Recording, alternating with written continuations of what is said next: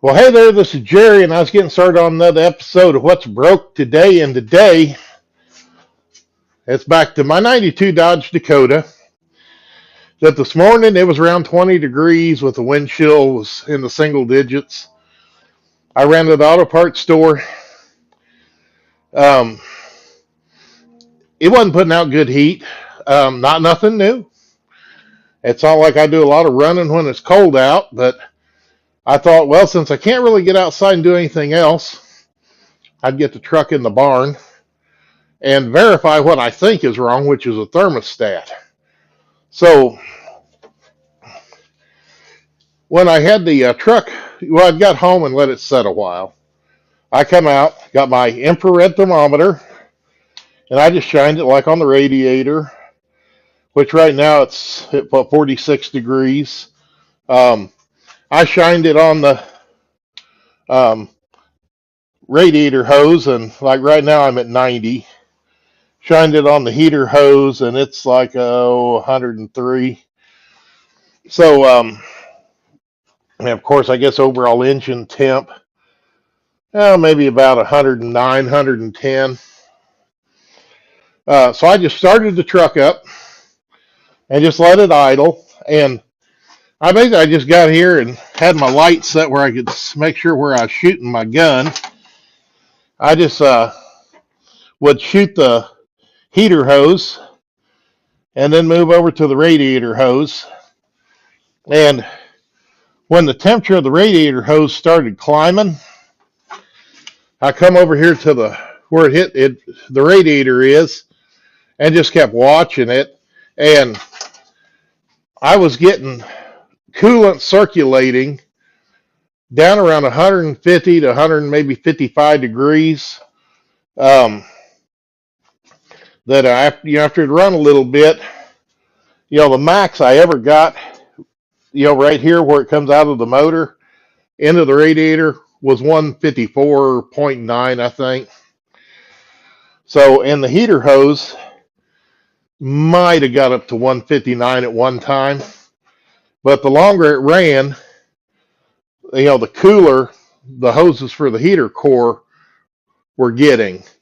So I'm sure my thermostat's bad. So I'm going to get a few tools. I'm gonna drain the coolant first, or get it draining, and then I'll come back. We'll I'm gonna pull the alternator off just because it gives me easier access because my thermostat is right back here. And get that out of the way. Of course, I have to take the serpentine belt off. My coolant overflow bottle. I need a new one that I can't keep coolant in it. It's got a crack in the bottom, and it's had where it sits down in its bracket. And I've tried fixing it before and just couldn't get nothing to stick to this once it had coolant on it. And I think they're $35. So I just need to buy one, but I hadn't worried about it. So let me get the coolant draining and I'll be back. Okay, now to get started, I am going to disconnect the negative battery cable. And that's just mainly because since I'm pulling the alternator loose, I don't want to take a chance of something touching and shorting and it sparking. I'll start out with a 15 millimeter wrench and slack the belt and pull it off the alternator and just let it drop down. That way when I put it back on, all I got to know is I got to do is hook it on the alternator.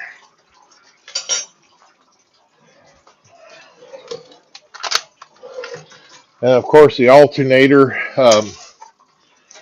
held on with two 9/16 headed bolts. And now the motor I'm working on here is the 5.2 liter V8 or the 318, which we could get in the Dakotas.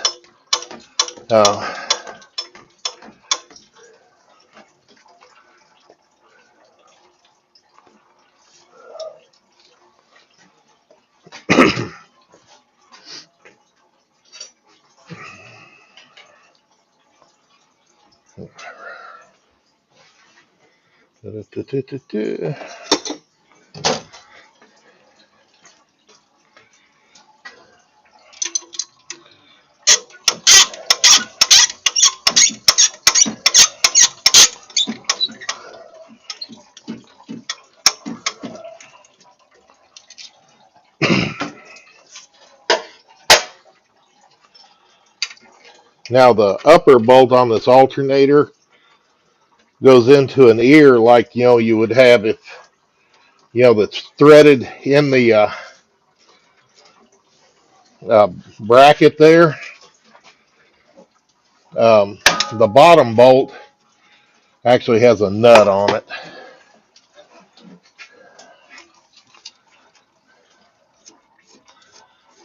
So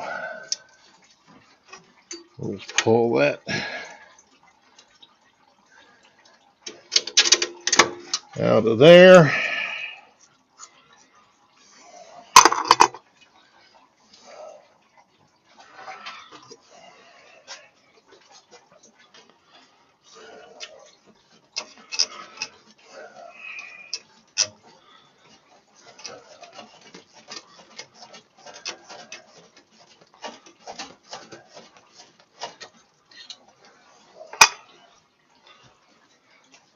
Okay.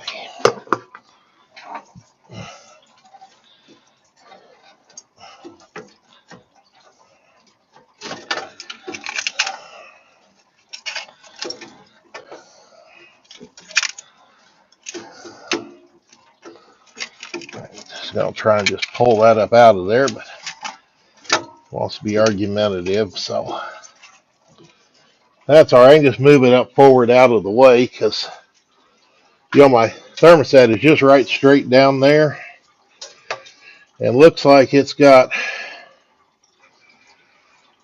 two half-inch headed bolts holding it in. And I think before I pull that out, I can see kind of some remnants where some mice have been here on top of the motor. I'll shut the camera off. I'm going to fire up the air compressor and blow out down around there and clean that up a little before I actually pull that apart. Okay, well, the two bolts I'm pulling out are going to be this one right down here, and then this one right back here on the water outlet. And then that should come loose and come up out of there without too much difficulty. Probably the biggest challenge with that is how hard it is to clean the gasket off of the engine.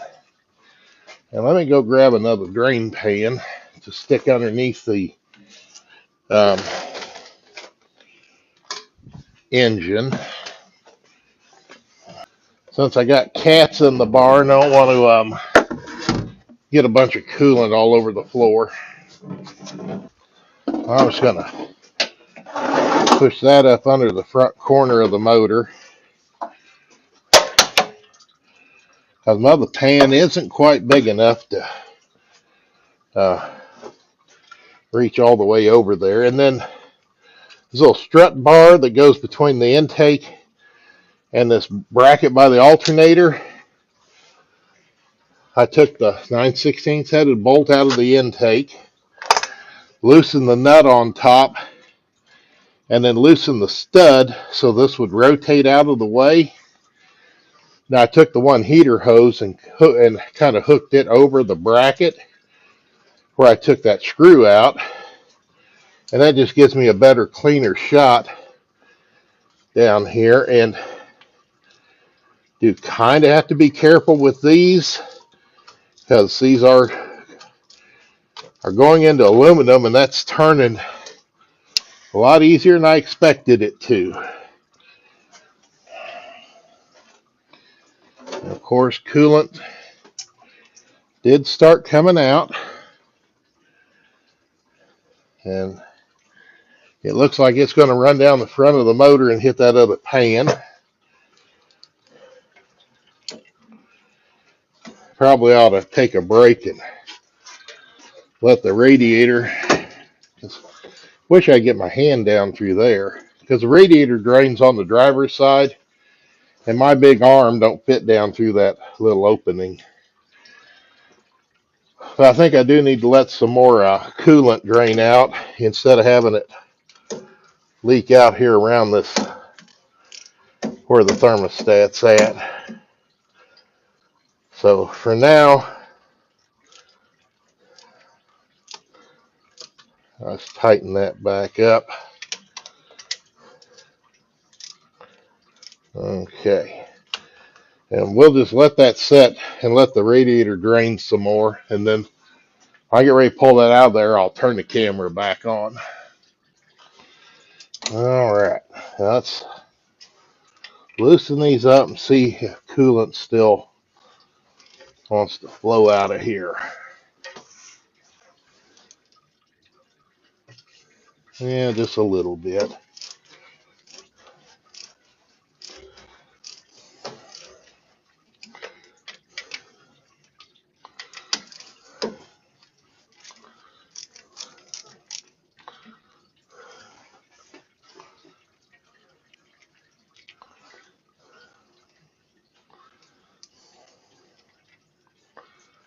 Okay.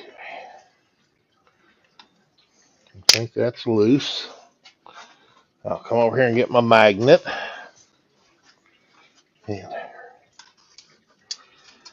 yeah, don't quite come out yet.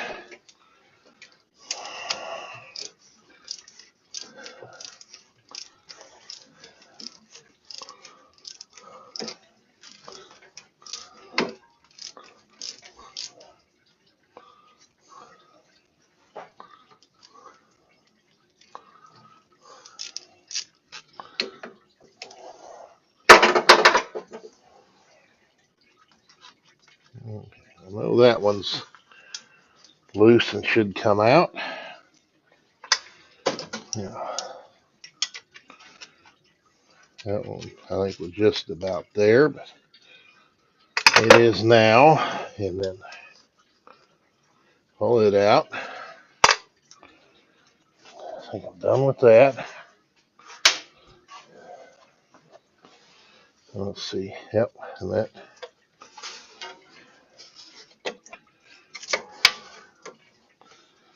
Okay, most of the gasket stuck to the thermostat housing. Get a pair of pliers and pull that thermostat up out of there.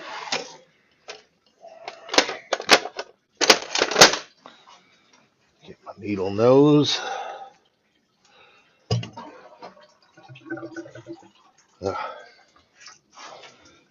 Now we can hear it draining quicker, but I'm going to reach underneath here and shut that off. And that is the correct 195-degree thermostat. And physically, it looks okay. But I do know it was opening way too soon.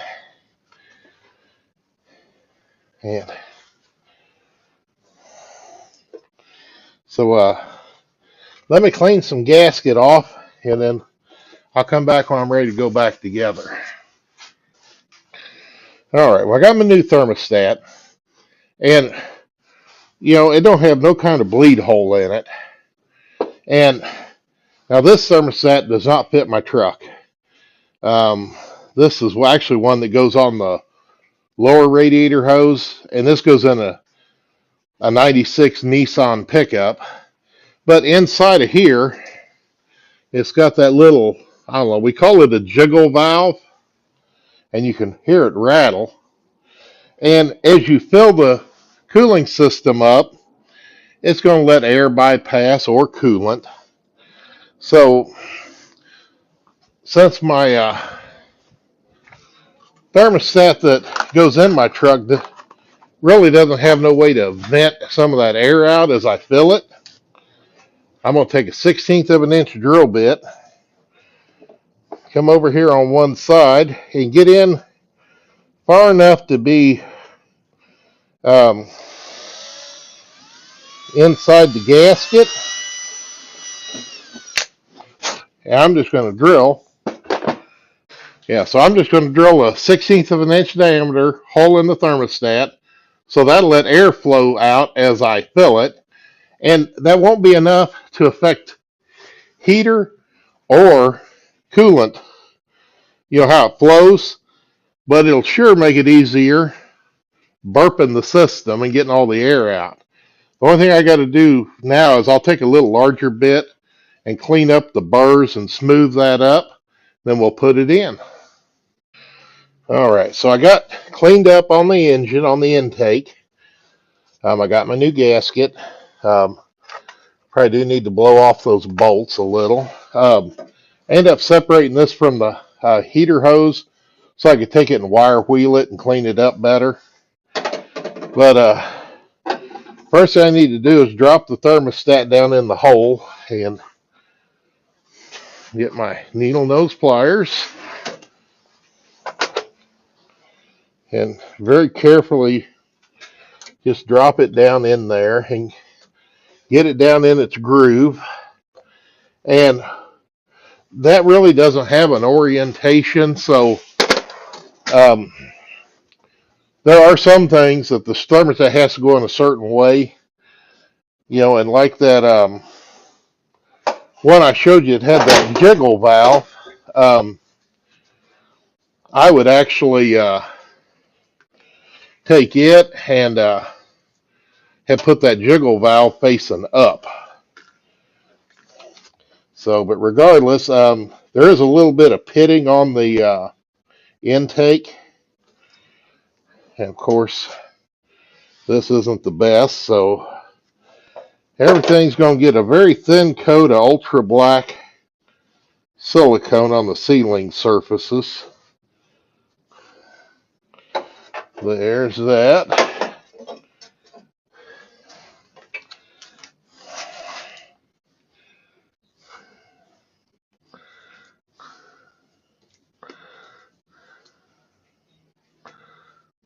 Okay. And that just gives me a little bit of, I don't know, insurance that it's not going to leak. I'm going to start out with just dropping my gasket down in there, lining it up with the bolt holes, and just kind of sticking it down to the intake, like so. Let me grab my bolts.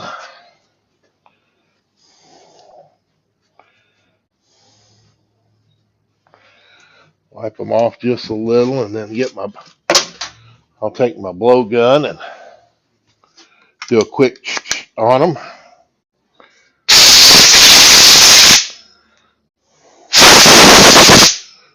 Okay. Now, of course, for the water neck, it is marked front, and I'm just going to drop my bolts down in the holes. It'll be easier to get them started, and just get it down in there very carefully.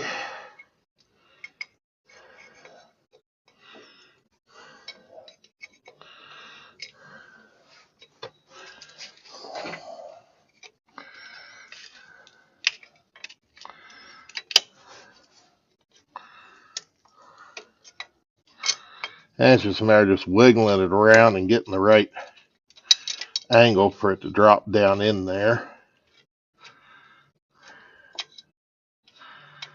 Of course, that rear one kind of popped out of its hole. So I reach down with my fingers and get it back in its hole. You just drop that down, and then you can kind of look down through the opening and around the outer edge and tell if you got the gasket lined up properly.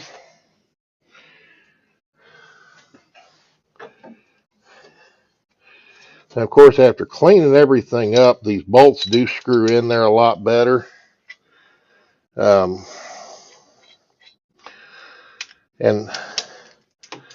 we do want to, clean up the threads. But something like this, I typically don't put anti-seize or thread lock on, just because neither one seems to really help anything. And then tighten this down evenly.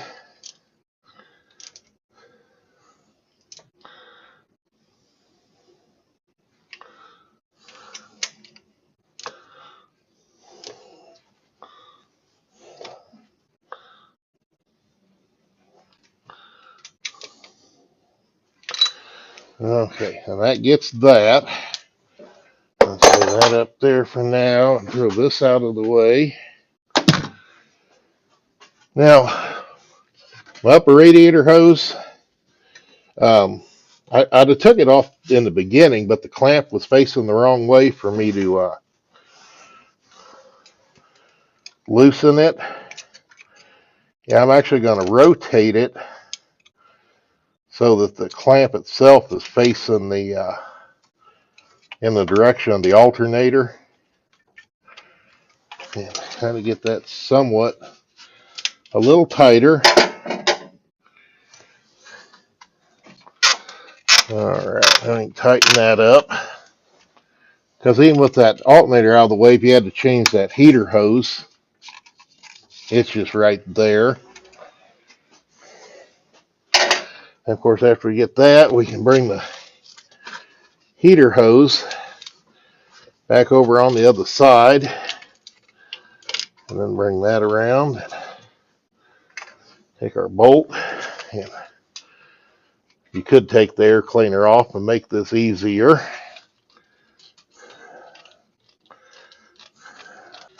And of course, we come under here and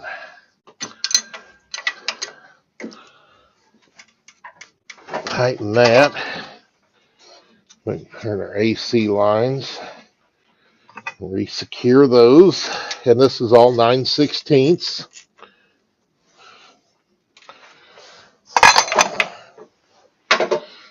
And then there's my alternator, and I'll start out with the top bolt and get it started.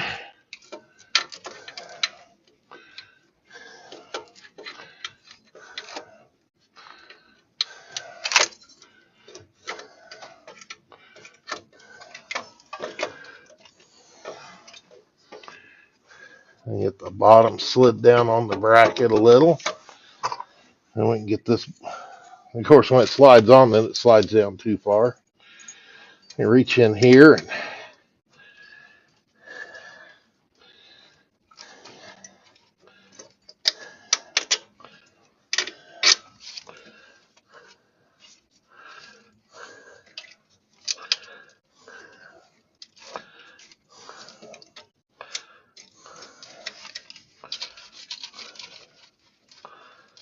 okay. I'm going to start out here on top and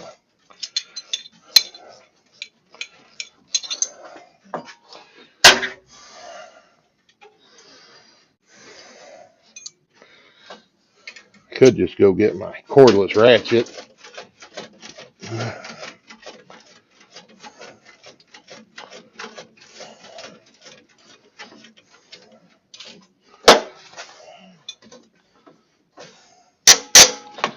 Okay.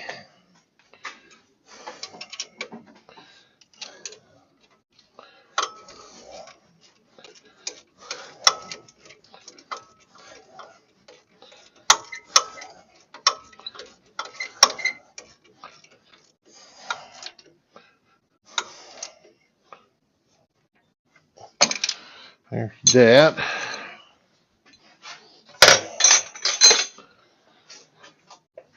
And then, of course, grab this belt and pull it up and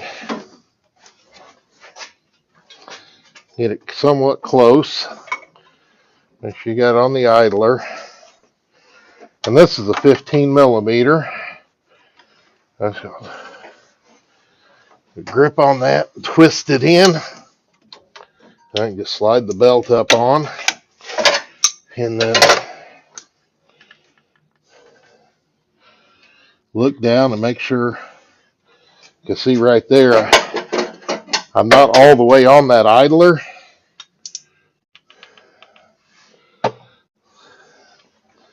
So I reach my hand down there, just pull that up and slide that in, because if you don't have it on there all the way, it's liable to flip off as soon as you start the engine. The main thing is I want to make sure it's on all the pulleys and all the grooves properly. And then I think I'll pick up a couple tools.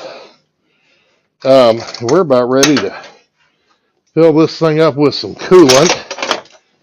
And I'm going to go ahead and stick this back in here for now till I break down and buy one.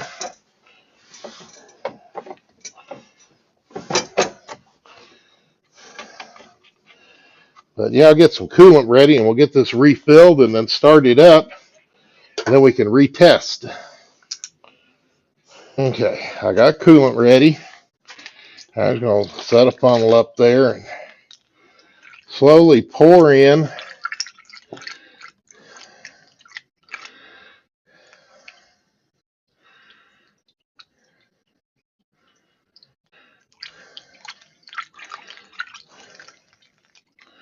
I pull the funnel up so I don't get an airlock and start bubbling and spitting out where I'm pouring in.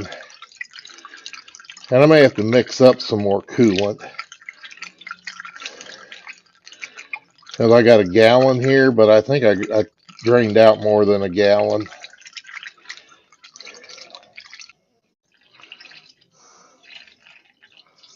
Oh.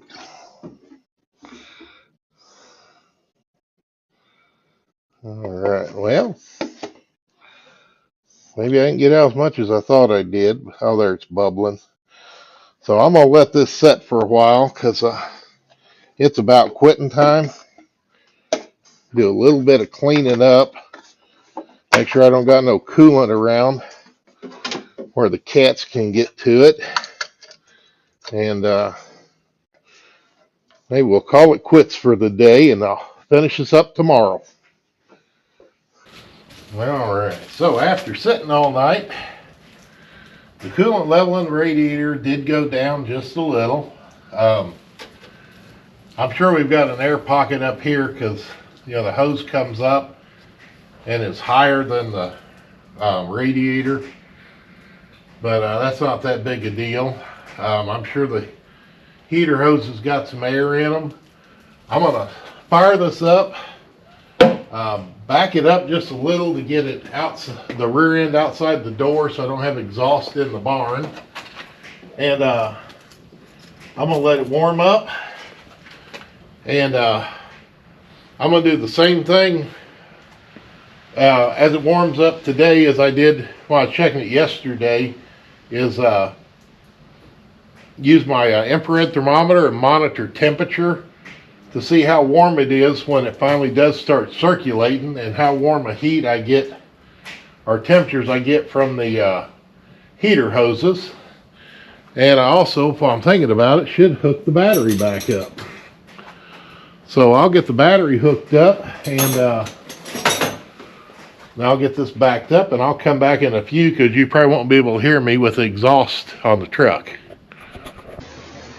All right, I hope you can hear me over the engine running, but I got it circulating. I was shining down here near the thermostat, and when it started circulating, I'd say when it's up around 190, maybe 191, but the coolant was probably warmer than that. And likewise, when I'm on my heater hose now,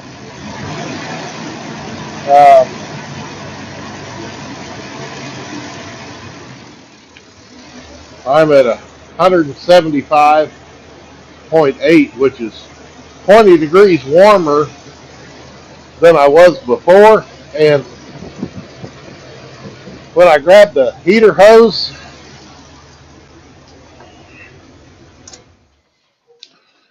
Go ahead and shut that off because it needs to cool off so I can top off the radiator. But like when I touch the heater hose, it's hot now. Before it was, I don't know, lukewarm. And of course, the temperature I get on that hose with my gun isn't 100% accurate on what the temperature of the coolant is. Because we lose some of the heat as it goes through the hose.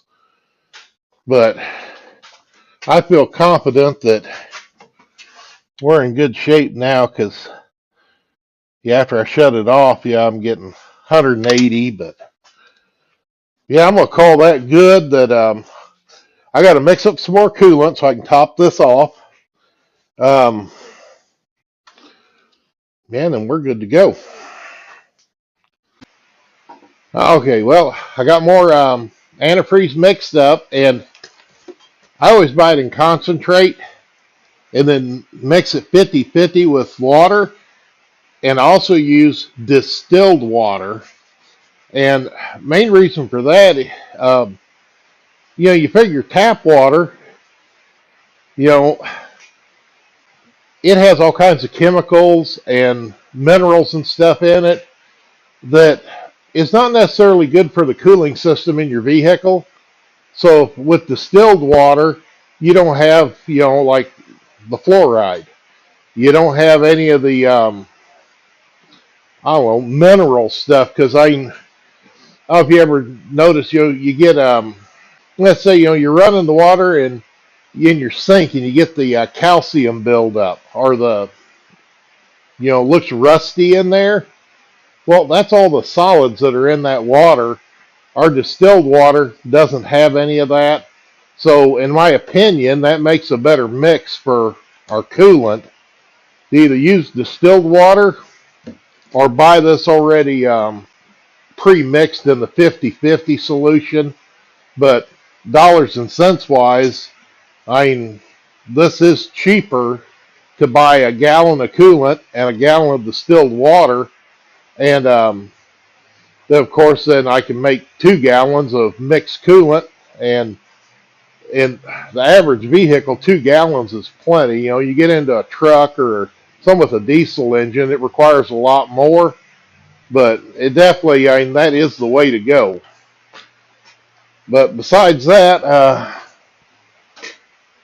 the only thing I got left on the truck is to get it out of the barn, take it out for a drive. I did top off the radiator,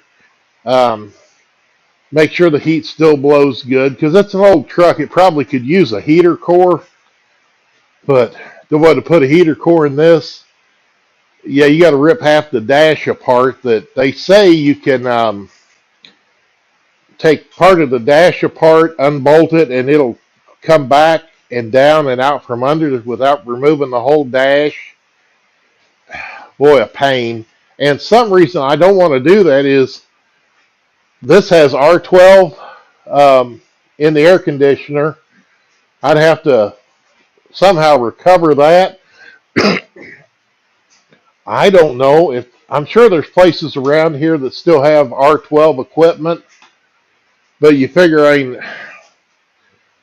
I think R12 went away back, I don't know, early to mid 90s. So you didn't get much newer than this truck before you did get R134A. But if I ever have any trouble with the air conditioner, which so far I have not, the AC still works great, and I don't know if it's ever been worked on. So on a hot summer day, it's nice to have the good cool AC coming out of this. So I don't want to open that system unless I have to. And to pull the heater box out, you got to drain it out.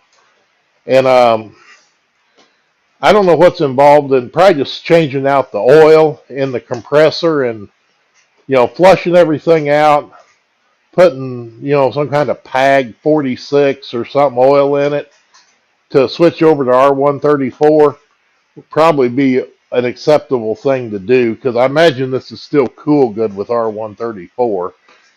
But regardless, we got the heater, putting out a lot better heat, with our new thermostat, new gasket. I'm going to take her out for a drive. That I do appreciate you watching. I always like all those thumbs up for the likes. Thanks for all those comments. And anybody out there that's not a subscriber, better join on in because they'll tell them what else you're going to see on What's Broke Today. Thank you.